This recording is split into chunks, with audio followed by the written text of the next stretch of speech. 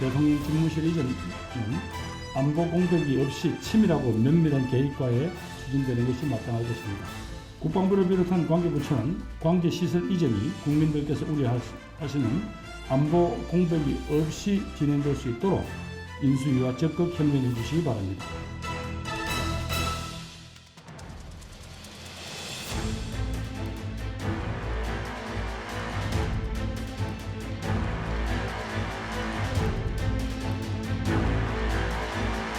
본격적으로 집무실 이전에 대한 실무 논의가 진행이 될 텐데요. 취임 이후에도 다소 저희가 지금 소요한 시간들이 있기 때문에 5월 10일에 딱 맞춰 집무실 이전을 하기는 불가능하고 그 이후에도 시일이 조금 걸릴 것으로 예상이 됩니다.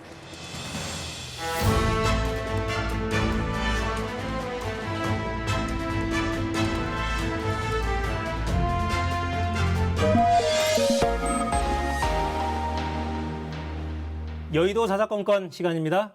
김원희 더불어민주당 의원, 김병우 국민의힘 의원과 함께하겠습니다. 어서 오십시오. 네, 안녕하세요. 반갑습니다. 예, 오늘 이제 정부가 대통령 집무실 이전을 위한 예비비 360억 원 규모로 의결을 했어요. 저희 그래픽 만들어 놓은 내역을 좀 보면서 이야기를 시작할까요? 앞서도 소개를 좀 해드렸습니다만 안보시설 구축에 116억, 국방부 이전에 118억, 일반 사무실 공사에 101억이 배정이 됐고 관저 리모델링 비용으로 25억이 일단 책정이 돼 있습니다.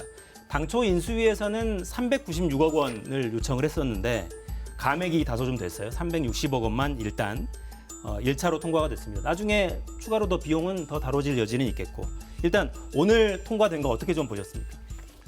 당초 인수위 측에서 이제 496억 원을 요청을 했는데 뭐 한 136억 정도 적게 이렇게 반영을 해주었습니다. 근데 그동안 이 청와대를 이전하겠다 혹은 대통령 집무실을 이전하겠다는 거죠. 청와대는 그대로 있으니까. 이런 논의가 이 청와대라는 공간이 어떤 불통의 정치라든가 그 제왕적 대통령 이런 거에 산실로 이렇게 일컬어지기도 해서 역대 정부가 김대중 노무현 정부에서 다 문재인 대통령은 아예 광화문 시대를 열겠다고도 하셨고 그래서 추진하려고 했으나 특히 경호상의 이유로 실천하지 못했는데 이런 여러 어려움에도 불구하고 우리 윤석열 당선인께서 의지를 보여서 용산으로 대통령 집무실을 이전하겠다고 결정을 했고 그걸 이제 추진하는 것은 그만큼 이제 그동안 점철되어 온 이런 대통령의 주변에 그런 불통의 정치라든가 이런 권력이 과도하게 집중되는 것을 해결하겠다, 정치 개혁을 하겠다, 행정 개혁을 하겠다는 그런 의지를 선언적으로 이제 보여주는 거고 실천하겠다는 걸로 해석을 할 수 있고요. 여기 그래서 우리 또 문재인 대통령 현재 그 청와대가 이 집무실 이전에 관해서 좀 더 일찍 전향적으로 좀 협조를 해줬으면 좀 좋지 않았겠나 하는 생각도 들고 그 비용이 또 지금 당초에 당선인 측에서 요청한 것보다 좀 감액이 되었는데 그런 것도 좀 많이 아쉽고 그런 마음이 있습니다. 네. 오늘 임시 국무회의 통해서 이제 차기 대통령 집무실 예산 예비비가 360억 정도가 통과됐는데요. 의결을 했는데 아마 행안부 소관 아까는 이제 구체적인 업무 관련한 거고 이제 부처 관련으로 보면 행안부가 한 176억, 그다음에 국방부가 118억, 그리고 경호처가 한 66억 해서 이제 360억 정도 되는 것 같습니다. 근데 여기서 이제 제외된 게 인수위에서 요청한 것 내용을 제외한 게 뭐냐면 국방부 지휘부서를 이전하는 비용 그리고 합참본부 이전하는 비용 이 두 개가 이제 빠져서 360억 정도가 됐습니다. 근데 이 국방부서의 지휘부서 문제하고 합참본부를 지휘하는 문제는 현직 그러니까 군 통수권자인 현직 대통령의 고유한 책임과 의무입니다. 그 문제까지를 포기하라고 하는 것은 현직 대통령으로서의 그냥 식물 대통령으로 존재하라고 하는 그런 주문일 수 있기 때문에 그 두 개는 빼고 나머지는 조정해 주는 거고 그 예산을 집행하면서 그 이제 자연스럽게 새 대통령이 취임하는 날이 도구할 거 아닙니까? 그럼 그때 자연스럽게 필요한 예산을 또 예비비를 쓰시든지 아니면 추경을 통해서 하시든지 하면 되는 문제라고 저는 봅니다. 그래서 굳이 그렇게 날 세워서 지금은 문재인 대통령께서 현직 대통령으로서 사실은 지난번에는 그 ABB 의결을 사실상 반대하시지 않았습니까? 근데 지금 물러서서 윤석열 당선자를 만난 이후에 최대한 호의와 배려를 하고 있는 거기 때문에 그런 문제에 대해서는 저는 윤석열 당선자님과 혹은 그 측에서 그걸 좀 포용 있게 받아들이면 되는 거 아니냐. 그리고 현직 대통령으로서의 책임과 의무를 다하겠다는 문재인 대통령의 어떤 권외 결의 이런 것들에 대해서 존중해 주시면 좋겠다 이런 생각입니다. 감액된 부분에서 아무래도 좀 아쉬움을 느끼시는 건가요? 국민의힘 쪽에서는?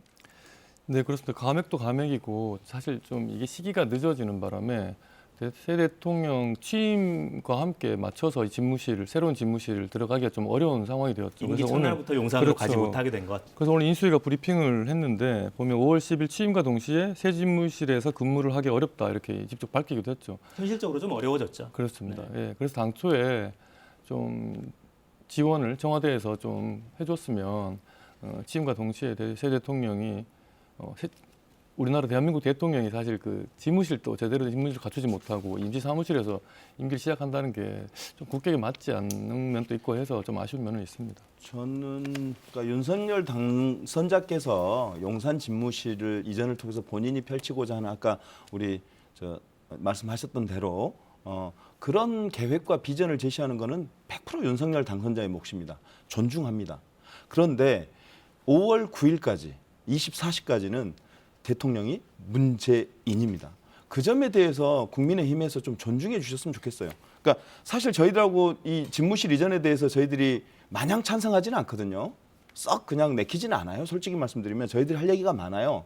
근데 그럼에도 불구하고 요즘은 그런 얘기를 자제하는 이유가 대통령께서 그걸 수용하셨단 말이에요. 윤 당선자와 만남 이후에 그 문제를 수용하셨기 때문에 저희들이 더 이상 비판을 하고 있지 않고 있는데 자꾸 이제 그렇게 이제 섭섭하다 서운하다 그렇게 말씀 주시면 저희들도 이제 회의에서 다시 비판적 기조로 가죠. 그러면서 예를 들어서 뭐 안보 공백 어떻게 할 거냐, 보안 시스템 구축 어떻게 할 거냐, 그 다음에 또 출퇴근 시에 국민들이 겪게 되는 불편사항 준비 다 됐느냐, 대통령이 이제 출근 퇴근하면서 벌어지는 경호 문제가 여러 전문가들로부터 제기되고 있는데 그 문제에 대한 해법은 있느냐, 여러 가지 문제 제기가 가능해요. 근데 저희들이 그럼에도 불구하고 문재인 대통령께서 받아들인 내용에 대해서 당에서는 수용하는 거거든요. 그래서 그런 문제에 대해서는 우리 당이 좀 배려하고 있는 것으로 좀 이해해 주셔야 되는 거 아니냐, 좀 존중해 주셔야 되는 거 아니냐 이런 생각을 해봅니다. 네. 이 논란이 사실 좀 소모적인 게 네. 어찌됐건 5월 10일 0시부터는 정권이 이제 넘어가게 되고 그렇죠. 그 이후에 언제라도 아무튼 옮기긴 옮길 거거든요. 그래서 이 논란을 길게 끌고 가는 것 자체가 좀 소모적으로 보입니다. 오늘 김부겸 총리도 찬반을 떠나서 차기 정부가 판단할 몫이다 이렇게 전제하기도 했습니다. 자, 이런 가운데 청와대가 인근 북악산 전면 개방했습니다. 문재인 대통령이 어제 현장을 직접 가서 발언했는데요. 한번 직접 보시겠습니다. 이제 이게 청와대로 바로 연결이 되거든요. 그 청와대하고 어떻게 연결되는지 제가 좀 보여드리고 싶어서 여기서 내려오지 않고 바로 청와대로 들어가는 쪽으로 그렇게 코스를 잡으려고 합니다. 이 개방이 뭐 그냥 별거 아닌 것처럼 생각할 수 있지만 실제로 수도에 어느 나라든 수도의 도심지를 이렇게 내려다보면서 그럴 수 있는 이런 산 둘레길이 없어요. 네, 청와대 뒷산 북악산이 전면 개방되는 게 김신조 사건 이후에 54년 만이에요. 대통령을 시해하기 위해서 북한 특수부대가 내려왔던 그 사건 이후에 완전히 봉쇄돼 있다가 다시 이 길이 열린 게 꼬박 54년 만입니다. 근데 또 이런저런 해석들이 나오더라고요. 이제 정권 넘겨주기 직전에 개방이 되는 걸 보고 야, 이게 차기 정부에서 청와대 개방한다니까 그거 의식하는 거 아니냐 이런 비판도 나와요. 어떤 설명을 좀 주시겠습니까? 그러니까 이 문재인 대통령께서 취임하신 직후부터 그러니까 청와대 주변을 국민들께 돌려드리겠다고 한 약속을 꾸준히 실천해 오고 계십니다. 혹시 잊으셨을까봐 다시 한번 말씀드리면 2017년에 청와대 앞길을 24시간 개방했고요. 그리고 2018년에는 인왕산을 개방했습니다. 그리고 19년에는 저도를 개방했고요. 2020년에는 북악산 북측면을 개방했고 오늘 1년 6개월 만에 이제 북악산의 남측면을 개방하면서 청와대 주변이 거의 대부분 이제 청와대를 뺀 나머지 구역이 다 국민들이 돌아볼 수 있는, 직접 가볼 수 있는 곳으로 개방되었다는 점 말씀드리고요. 국민들에게 한 약속을 꾸준히 지켜 오고 있는 것이다. 이렇게 말씀드리고 싶습니다. 결과적으로 현재 청와대, 그러니까 신구 권력 간에 청와대 개방 경쟁을 하고 있는 걸로 보일 수도 있을 것 같습니다. 뭐 결국은 좋은 경쟁인 것 같고 국민들이 그 혜택을 입을 것 같습니다. 또 아까도 앞서도 말씀드렸지만 기왕 이렇게 더 개방을 하겠다고 또 이렇게 북악산까지 개방하셨으면 청와대 지금 대통령 집무실 이전도 좀 일찍 협조해 주셨으면 좋지 않았겠나 그런 마음이 또 한편으로 또 드는 것도 사실입니다. 네. 근데 자꾸 그렇게 말씀하시는 게 이 질문 안 드릴 수가 없는데, 그러니까 전반적으로 지금 청와대도 그렇고 여당도 그렇고 대부분의 국민 여론도 집무실 이전 그 자체에 대해서 반대하는 여론이 그렇게 많지는 않은 것 같아요.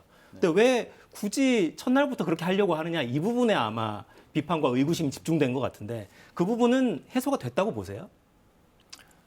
아까 전에 사회자께서도 김부겸 총리 말씀을 빗대서 말씀하셨지만 더 이상 뭐 그거는 따져봐야 사실 소모적인 것 같고 알겠습니다. 어차피 당선인 말씀하시니까 말씀을 드리는 거예요. 취임 말씀 뭐 안 첫날부터는 그 새로운 집무실 이용할 수 없는 거고 뭐 네. 현재 상황에서 최선을 다해야겠죠.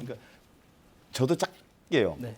그러니까 국민의 54%가 여론조사를 해보면 왜 굳이 지금 5월 10일 날이어야 되는지 의문을 계속 표하고 있는 거예요. 근데 제가 사례 하나만 말씀드릴게요. 좀 참고해 주셨으면 좋겠어요. 이건 정말 뭐 비난하거나 이런 게 아니라 현대자동차 그룹이 한전 부지를 샀습니다. 2014년에 10조 5천억을 들인 어마어마한 돈을 들여서 땅을 샀거든요. 2014년에. 그럼 왜 그렇게 비싸게 사냐 이런 얘기가 나올 정도로 10조 5천억을 들여서 샀어요. 근데 정몽구 회장이 그 땅을 가지고 현대차 그룹의 비전을 보여주고 싶다. 그 땅에서 123층짜리 빌딩을 짓겠다. 이런 글로벌 비즈니스 센터 계획이었어요. 지금 8년이 지났는데 지금도 논의하고 있습니다. 그러니까 하물며 한 그룹의 중추 기능을 담당하는 그룹 본사가 들어가는 문제도 10조 5천억이나 들였음에도 불구하고 8년 동안 준비하고 또 준비합니다. 근데 국가 중대사를 논하는 국가의 중추신경이 들어가는 대통령 집무실을 왜 이렇게 조급하게 하는지 정말로 다시 한번 생각해 주셨으면 좋겠습니다. 네. 뭐 이미 단추가 끼워진 거니까요. 네, 아니 전 받아들입니다. 네. 네, 존중하고요. 넘어가겠습니다. 어찌됐건 5월 10일 0시부터는 윤석열 대통령이라는 거예요. 네, 주제를 좀 바꿔볼까요? 윤석열 대통령 당선인 취임식이 이제 한 달쯤 남았는데 정부 청와대 조직 구성 계속 속도를 좀 냅니다. 이제 그래픽 만들어 놓은 걸 좀 볼까요? 이제 총리 후보자는 일단 발표가 됐고 장관 후보자 조각 작업에서 진행이 되고 있는 가운데 비서실장은 누가 맡느냐 이 부분도 관심사예요. 장제원 의원이 맡는 거 아니냐라는 관측이 구구하게 많았는데 일단 당선인이 어제 명시적으로 부인했습니다. 그리고 장제원 의원도 여의도로 돌아가겠다는 뜻을 계속해서 보이고 있고 지금 거론되는 인물들은 뭐 이렇습니다. 권영세 부위원장, 원희룡 기획위원장, 그리고 장성민 정무특보 이렇게 세 분 정도가 주요하게 좀 거론이 되는 것 같아요. 누가 되겠냐 이런 이야기를 여기서 하는 건 의미가 없을 것 같고 초대 비서실장이 좀 어떤 역량을 가진 분이어야 하는지 어떤 역할을 하는 게 새 정부의 성공을 위해서 좋을지 이런 말씀을 좀 들어보고 싶습니다. 윤석열 당선인께서도 청와대의 기능을, 그러니까 대통령실의 기능을 좀 줄이고 이제 행정부 각 부처에 권한을 더 주겠다 그런 말씀도 하셨고 해서 지금 앞으로 대통령실의 비서실장은 좀 과거에 비해서 좀 권력적이기보다는 좀 실무적이고 기능적일 필요가 있지 않겠나. 또 당선인께서 그렇게 말씀도 하셨고 그런 면에서 뭐 경륜도 다 필요하고 그 정무적인 감각도 필요하겠고요. 그런 지금 그 우리 역대 정부를 보면 초대 비서실장이 과도하게 좀 초기에 각종 인사도 다 있고 하니까 그런 걸로 많이 행사해서 좀 나중에 문제가 된 경우도 많았는데 좀 힘을 빼는 게 좋지 않을까. 그리고 당선인께 새로 이제 대통령이 되시면 좀 더 가감 없이 민심을 좀 전달할 수도 있고 또 국회하고 우리가 또 180석이라는 아주 슈퍼 야당과 이제 함께 협치를 해야 되기 때문에 그런 부분에 있어서도 적합한 분을 좀 비서실장으로 삼으시는 게 좋지 않겠나 생각이 듭니다. 네. 지금 거론되는 아까 저희가 보여드린 후보들을 보면 아주 정치권에서 오랫동안 활동하셨던 분들인데 네. 그런 목적을 생각하면 좀 부합하시는 후보들이라고 생각하십니까? 그런 것 같습니다. 네. 김 의원 어떻게 보십니까?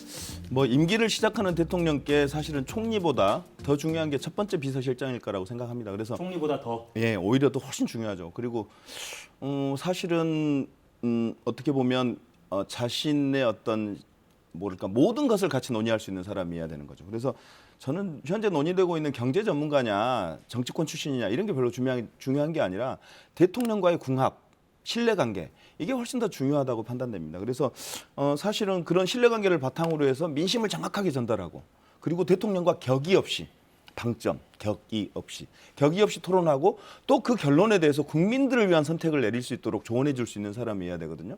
그래서 이제 그런 어떤 정무적 감각이라든가 실력이라든가 경험이라든가 이런 걸 두루 갖춘 사람이 필요할 텐데 지금 현재 거론되고 있는 분들 있잖아요. 권영세 지금 현재 사무총장님이죠. 그분은 당 사무총장을 하다가 청와대 비서실장으로 가게 되면 거의 당이 청와대 하부기구처럼 돼버리는 이런 문제가 발생할 텐데 그런 우려가 있는 거고요. 두 번째로는 아까 원희룡 전 지사님 나왔는데 네. 대통령 꿈꾸던 분 아닙니까? 그거는 나눴었죠. 예, 대통령을 꿈꾸던 분이 대통령 비서실장으로서 사심 없이 할 수 있을까라고 하는 우려가 또 하나 있고요. 장성민 씨가 나오더라고요. 근데 보니까 이제 여러 언론들이 김대중 대통령하고 엮어서 소통과 통합, 포용 이렇게 이제 윤석열 당선자가 그렇게 할 수 있는 거 아니냐라고 이제 해석을 붙이던데 좀 그런 걸 좀 중단해 줬으면 좋겠습니다. 저희들은 장성민 씨가 살아온 김대중 대통령을 모신 건 사실이지만 그분이 살아온 인생을 보면 김대중 대통령의 정신을 온전히 잊고 있느냐, 그분들의 삶을 정말로 살아가고 있느냐, 오히려 김대중 대통령을 팔아가지고 어떤 사리사욕을 취하고 자신의 영달을 취하고 있는 거 아니냐 이런 의심이 되는 부분이란 말이에요. 그리고 민주당과 어떤 경우들이 되게 많았잖아요. 이런 분들에 대해서는 좀 뭐 보니까 기사 보니까 윤석열 당선자에게 선거 기간 동안에 쓴소리도 자주 하고 이렇게 좀 뭐랄까 엄정하게 얘기를 해서 윤석열 당선자가 판단하는 데 많은 도움을 줬다 이렇게 하시던데 좋아요. 그런 판단이 중용의 근거가 돼서 장성민 씨를 중용하는 거야 윤석열 당선자의 판단이겠죠.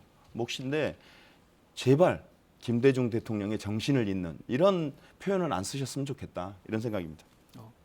굉장히 예민하게 반응을 김대중 전 대통령을 언급하는 것 자체가 좀 불쾌감을 일으키는 제가 그분의 지역구를 잇고 있는 목포 국회의원 기본입니다. 그렇죠. 네. 알겠습니다. 자, 경제팀의 라인업은 대부분 확정됐다는 취지의 언론 보도들까지 계속 나오고 있어요. 추경호 경제부총리 겸 기획재정부 장관이 유력하다 이런 관측들이 지금 나오고 있고 외교부 장관으로는 박진 지금 단장으로 미국에 가 있죠. 한미 정책 협의 대표 단장으로 미국에 가 있는데 아마 박진 의원은 국회에서도 외통위에서 아마 오랫동안 활동했었고 외교부 장관으로 유력하지 않느냐 이런 관측까지 나오고 있습니다. 전반적인 하마평을 보면서 좀 드는 판단은 어떠십니까?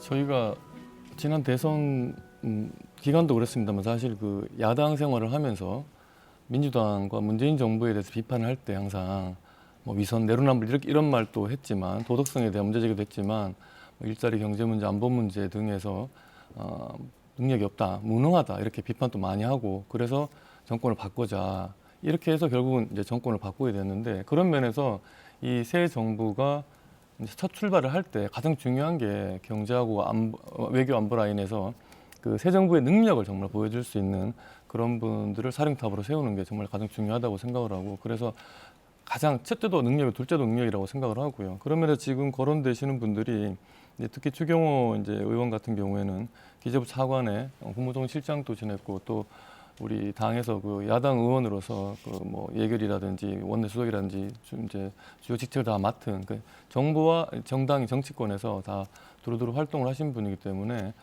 이 윤석열 새 정부의 초대 경제 사령탑으로 매우 적절한 분이 아닌가라고 생각 들고 박진 의원님도 마찬가지로 이 새 정부의 대통령 당선인의 그 안보 의식을 같이 외교 정책을 같이 이렇게 이제 공유하면서 새 정부의 그 한미 동맹 관계를 다시 복원한다는 문제라든가 그 통상 교섭 문제라든가 이런 걸 잘 실천하고 이행할 수 있는 분이다라고 생각을 합니다. 네. 저희가 지금 유력한 후보라고 제시해드리고 있는 거는 어디까지나 언론 보도에 기반한 것임을 좀 정리를 해드리겠습니다. 인수위 안팎에서는 전혀 좀 확정된 바가 없고 인사 검증 작업이 진행 중이다라는 입장을 거듭해서 이야기하고 있어요. 어느 부처 후보에 대해서도 확정된 바가 없다. 최소한 2배수 이상 여러 배수의 후보들을 놓고 검증 작업을 진행 중이다라는 입장이라는 점은 다시 한번 말씀드리고요. 네, 어떻게 보십니까? 저는 뭐 다른 분은 잘 모르겠고요. 추경호 의원님이 제가 이제 예결위를 같이 했던 분이니까 그때 아마 국민의힘 아마 예결위 간사로 활동했던 것 같아요. 2020년에 그렇게 주장을 하셨습니다. 전 국민 재난지원금과 손실보상금, 그러니까 자영업자와 소상공인에 대한 손실보상에 대해서 논의하는 3차 추경 때였는데 오랫동안 나라의 재정과 예산을 다뤘던 사람으로서 지금 국회에서 벌어지고 있는 3차 추경 심의 과정은 도저히 이해할 수도 용납할 수도 없다. 이런 추경 사업 상당수는 요건에 부합하지 않고 사업 목적도 불분명하다. 이렇게 주장을 했어요. 즉 무슨 얘기냐면 손실보상과 재난지원금 문제에 대해서 굉장히 비우호적인, 비협조적인 그리고 동의하지 않는 그런 태도를 취했던 분이에요. 즉 대표적인 재정 건전론자예요. 이런 분이 지금 인수위에서 추경 50조 하자는 거잖아요. 예산을 줄일 수 있는 거, 조정할 수 있는 건 조정하겠지만 결국 50조를 도저히 그렇게는 못할 때고 결국 국채 발행을 할 수밖에 없는 상황인데 이 상황에서 이런 재정 건전론자의 주장, 재정 건전론자가 기재부의 수장을 맡는 게 과연 윤석열 당선자에게 도움이 될까, 협조가 될까, 책임 있게 일을 해나갈 수 있을까 이런 의문이 드는 게 사실이고요. 사실 또 하나가 이제 뭐 갑자기 튀어나왔어요. 한덕수 총리 내정자 때문에 튀어나왔는데 2003년 외환은행 론스타 매각 문제죠. 이때 당시에 추경호 의원이 기재부의 은행 제도과장이었어요. 이 문제를 책임졌던 분이었어요. 그리고 참여연대 주장에 따르면 제도과장을 은행 제도과장으로 재직할 때 론스타에게 예외 승인으로 외환은행으로 넘기기 위해서 산업자본의 과도한 은행 지배 금지라고 하는 조건을 충족해야 되는데 충족하지 않음을 알고 있으면서도 유권 해석을 해줘요. 그거를 하던 당사자란 말이에요. 이런 분들이 이제 장관 청문회에 나왔을 때 이게 이제 참여연대에서 나온 얘기인데 이런 문제들이 다 이제 나오겠죠. 재정 건전론자로서 했던 발언들이라든가 그럼에도 불구하고 현재 코로나 이후에 세상을 준비하기 위해서는 정부의 재정에 적극적인 역할이 필요한 건 불문가지고 이랬을 때 추경호 이 지금 거론되고 있는 추경호 의원님이 적절한지 이런 문제에 대해서는 뭐 제가 고민할 문제는 아닙니다만은 하여간 국민의힘의 고민이 좀 더 있어야 되는 거 아니냐 이런 벌써 생각입니다. 인사청문회 준비를 다 하신 것 같네요. 그러니까 인사청문은 쉽지 않겠다는 생각이 드는데요. 근데 이 부분은 누구를 낙마시키겠다 이게 아니라 해볼 만한 논의 같긴 해요. 네. 확장 재정이 일부에선 필요하긴 한데 전반적으로 국민의힘은 계속해서 세출 구조 조정을 통한 예산 마련 이 부분에 좀 집중해 왔잖아요. 근데 지금 상황에서는 50조를 다 세출 구조 조정하는 건 사실 불가능할 거기 때문에 어떻게 할 거냐 이런 부분은 논쟁이 될 수밖에 없어 보입니다. 아무래도 문재인 정부 하에서 저희 이제 국민의힘 야당에서는 과도하게 재정 건전성을 해치는 그런 과도한 그 재정 정책을 편다. 그래서 실질적으로 뭐 경제 성장이라든가 그런 면에서 좀 마이너스 요인이 있었다 이런 비판을 해왔기 때문에 어느 정도 조정은 필요하다고 생각을 합니다. 그렇게 할 거고요. 하지만 또 일반 지금까지 쭉 진행되어 온 그 복지라든가 이런 걸 일시로 또 줄일 수도 없는 일이고 또 코로나로 인한 그 피해받는 그런 특히 이제 소상공인들 같은 경우에 지원이 필요하다는 걸 당선인께서도 충분히 인지하고 있기 때문에 뭐 그렇게 너무 우려 안 하셔도 될 것 같다는 생각이 듭니다. 네. 야, 이게 말씀하시는 거 보니까 정말 인사청문회 쉽지 않겠구나라는 생각이 드네요. 자, 정책 이야기 조금만 더 해보면 지금 박진 단장 필두로 한 한미 정책협의단 가 있죠. 외교안보 정책 미국 측 인사들 계속 만나서 조율 중이에요. 미국 백악관 인사도 만나고 정부 측 인사들도 만나고 계속 조율 중인데 현지에서 이런 발언이 나왔습니다. 저희 그래픽 준비돼 있죠. 전략자산 전개는 확장 억제 강화의 중요한 요소다. 이런 차원에서 협의했다라는 표현이 나왔고 최근에 현 정부에서는 거의 나오지 않던 표현들입니다. 그리고 완전하고 검증 가능하고 불가역적인 비핵화 그 표현도 몇 년 동안 나오지 않다가 그 표현이 나왔고 한미 양국 당국자들 그러니까 우리의 인수위와 미국 정부 당국자들이 일부 공감했다 이런 표현이 나오면서 대북 정책이 기조가 완전히 바뀌겠구나 이런 전망도 나와요. 어떻게 보십니까? 지금 사실 러시아의 우크라이나 침공 사건을 보면서 많은 국민들이 이 전쟁이 남의 나라 일이거나 역사 속에서만 일어난 일은 아니다. 우리도 정말 이 전쟁 위기 상황 속에서 우리가 이렇게 살고 있구나. 이 평화라는 게 상당히 한시적인 거고 제한적인 거구나라는 걸 체감을 하고 있는 상황이라고 생각합니다. 이런 상황에서 다시 이 한미 동맹을 강화하고 전쟁 억지력을 충분히 확보하는 건 새 정부가 당연히 가장 우선적으로 취해야 할 그 외교 안보 정책이라고 생각을 합니다. 그 국민들도 많이 동의한다고 생각하고 그런 면에서 지금 오늘 그 박진 한미 정책 협의 대표 단장이 그 전략 자산 전개를 더 늘리자 확장하자고 하는 것은 국민들도 충분히 공감하지 않겠나라는 생각입니다. 저는 뭐 진짜 대표적으로 호미로 막을 걸 가래로 막고 있는 거 아니냐 이런 걱정이에요. 사실은 뭐 그 이런 대북 안보 외교 정책도 사실은 이제 국민의힘이 이제 5월 10일부터 집권 여당이 되면 책임져야 될 문제겠죠. 근데 그래서 여러 가지 논의해 보는 건 저는 존중합니다. 그래서 미국에 가서 여러저런 의논을 하는 건 좋은데 깜짝 놀랐어요. 그러니까 전략 자산을 한반도에 전개하는 문제에 대해서 협의했다 이렇게 얘기한단 말이에요. 근데 전략 자산이 뭐냐면 핵무기를 탑재한 폭격기와 항공모함 그리고 잠수함이란 말이에요. 핵무기가 탑재한. 그럼 결국은 우리 한반도에 핵이 들어올 수 있다는 거잖아요. 그러면 이게 북한의 도발에 대해서 강력하게 대처하는 것이야 당연한 일이지만 핵무기가 북도 존재하고 남도 존재하는 상황이 온다? 이런 건 전혀 다른 상황이 오는 거거든요. 그래서 사실은 호미로 막을 것을 가래로 막는 거 아니냐 이런 걱정이 드는데 어쨌건 그런 논의들을 좀 야당하고도 민주당하고도 좀 충분히 해줬으면 좋겠다 이런 생각입니다. 전략자산 전개라는 게 반드시 핵을 의미하지는 않을 수 있죠. 포함하는 거니까. 네. 네, 포함한다 이렇게 돼 있으니까요. 장거리 전폭기를 전개한다든지 이런 것들도 전략자산 전개라고 흔히들 이야기하긴 하는데 근데 이 부분은 어때요 그러면? 그 최근에 김여정 부부장이 연달아 담화 계속 냈고 그 과정을 촉발한 게 서우 국방장관의 선제 타격 관련 발언이었어요. 근데 지난번 대선 과정에서는 당선인도 여러 차례 관련 발언을 했고 최근에 인수위에서도 비슷한 취지를 재확인하는 과정이 있었습니다. 전반적으로 긴장이 좀 높아지는 국면인 것만은 분명한데 어떻습니까? 이 부분 계속 이렇게 이 방향으로 가도 괜찮은 건가? 이런 의구심도 있는 게 사실입니다. 문재인 정부 기간 동안에 북한의 미사일 도발이 40여 차례 있었습니다. 그동안 긴장의 수위가 우리가 더 낮아진 게 아니고 평화의 시간이 지속된 게 아니라 북한의 끊임없는 도발 그리고 우리의 저자세 이런 좀 국민들이 봤을 때는 상당히 안보 불안을 느끼고 살아온 저는 문재인 정부 5년이었다고 생각을 하고 그렇기 때문에 이제 좀 이 뭔가 이 불균형적인 그러니까 북한에는 핵이 있는데 남한에는 그러면 미국과 연계한 핵 자산 또 가져오면 안 된다는 얘기를 하시는 건지 사실 좀 이해가 안 되고 북한의 핵을 없애는 게 최종 목표고 없애기까지 우리가 충분한 북한의 그 핵 억지력을 갖추는 그런 안보 정책은 당연히 필수적으로 해야 하는 거 아닌가 싶습니다.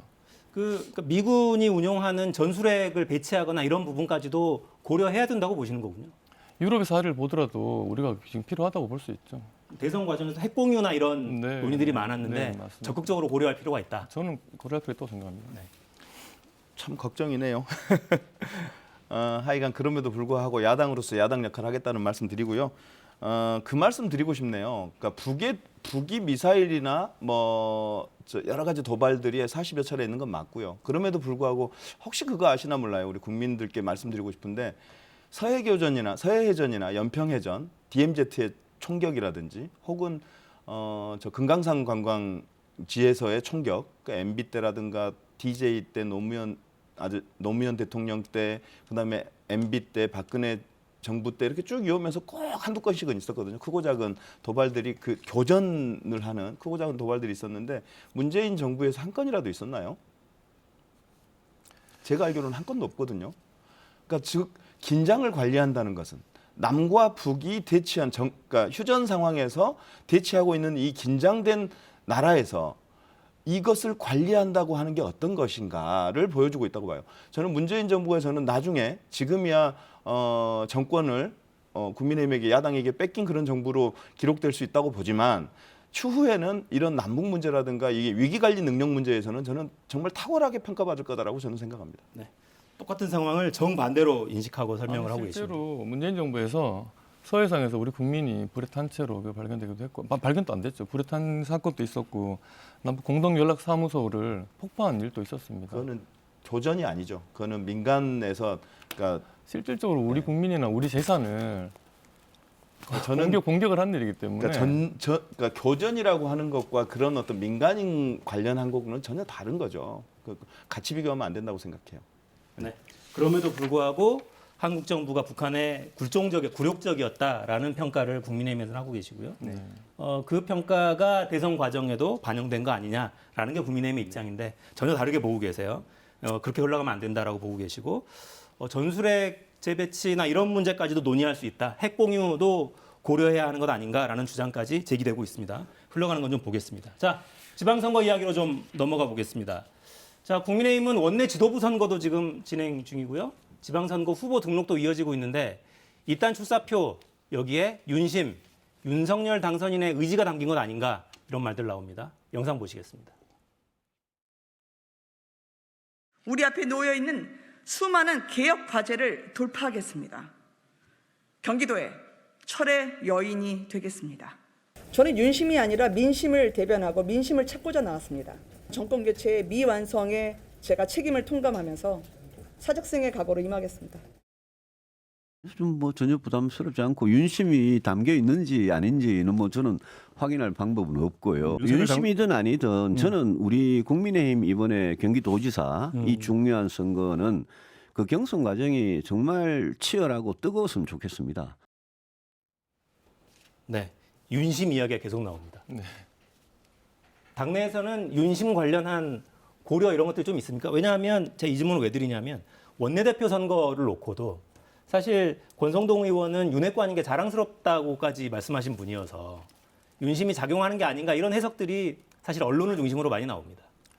원내대표 같은 경우에는 사실 저희가 이제 대통령의 임기와 거의 비슷하게 뭐 좀 한 며칠 먼저 원내대표를 선출합니다만 이 새 정부, 새 대통령과 함께 호흡을 맞춰서 당청 간에 새 정부의 국정과제를 원만하게 이렇게 추진할 수 있는 그런 사람이 필요하다. 그래서 굳이 윤심이 있냐 없냐를 떠나서 그러면 새로운 대통령, 새로운 내각과 충분히 잘 소통할 수 있는 사람이 누구냐를 저희 뭐 의원들이 선출하는 거니까 의원들이 그 새로운 원내대표를 선출할 때 그 기준으로 자연스럽게 삼을 것 같습니다.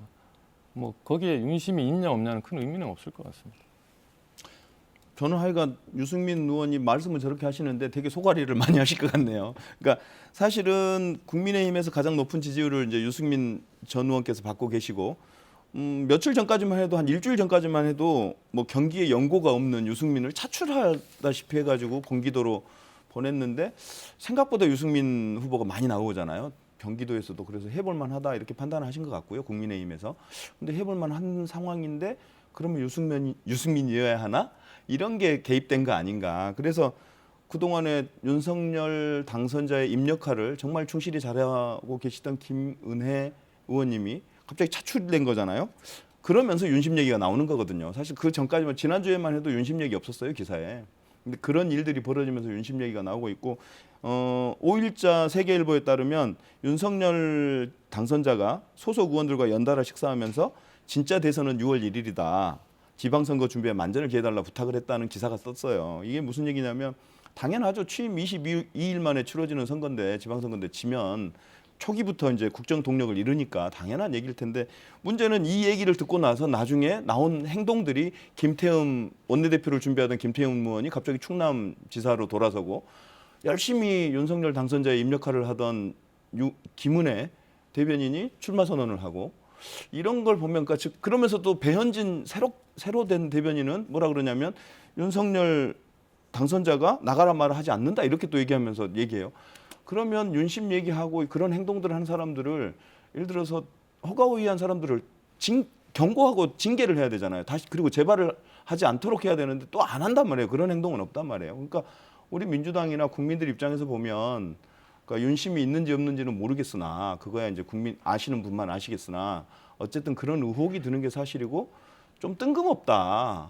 유승민이 차출된 것도 뜬금없었는데 갑자기 대변인 하던 인수위 대변인 하던 김은혜 의원이 차출되는 거 보면 더 뜨악하다. 이런 얘기들이 좀 있는 게 사실입니다. 이런 의구심에는 어떤 답을 좀 주시겠습니까? 지금 사실 지난 대선 결과를 보더라도 저희가 서울에서 5% 좀 안 되게 이겼는데 경기도는 5% 좀 넘게 졌거든요. 그랬었죠.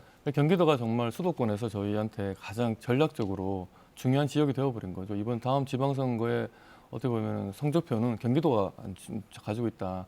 그리고 최근에 이제 대선이 끝난 뒤에 실시된 여론조사 결과를 보더라도 경기도에서 정당 지지도가 저희보다 민주당이 조금 더 높더라고요, 여전히. 대통령 지지 우리 경기도 선거 결과보다 더 높게 차이가 나더라고요, 대체적으로. 그래서 경기도에 우리 당에서 정말 경쟁력 있는 그런 후보들을 내세워야 한번 붙어볼까 말까 하는 그런 수준 같아요. 매우 어려운 선거입니다. 이 유권자 구성상 저희 당에 대한 지지가 낮기 때문에. 그래서 지금 어쨌든 유승민 전 대표와 유은혜 의원이 이 경기도지사 유은혜가 죄송합니다. 유은혜 교육부 장관이고 김은혜 의원이 리그에 링 위에 올라간 것은 저희로서는 매우 다행이고 행복한 고민이다. 거기에 이제 윤심이 있냐 없냐는 결국 아까 김은혜 의원 또 민심을 보고 하겠다고 했는데 우리 경선을 하면 이제 당원과 여론조사 당원 대 민심을 해가지고 5대5로 해서 경선을 하거든요. 그럼 결국 그 민심이 우리의 가장 경쟁력 있는 우리 국민의힘의 가장 경쟁력 있고 훌륭한 후보를 선택해주고 그 선택해주면 이제 민주당에서 내세운 후보와 한번 붙어보면 그래도 한번 비록 운동장은 좀 경기도 운동장은 민주당 쪽으로 기울어져 있지만 우리가 좀 더 경쟁력 있고 더 또 상품성 좋은 후보를 이 경선을 통해서 만들어낼 수 있다고 생각을 합니다. 그럼 재선의 결과도 한번 기대해 볼 수 있지 않겠냐라고 생각합니다. 네. 자, 대선이 끝났는데 대선이 끝나지 않은 것만 같은 느낌. 네. 지방선거도 다가오고 있습니다. 여의도 여기까지 하죠. 김병욱, 김원희 의원이었습니다. 두 분 감사합니다. 네.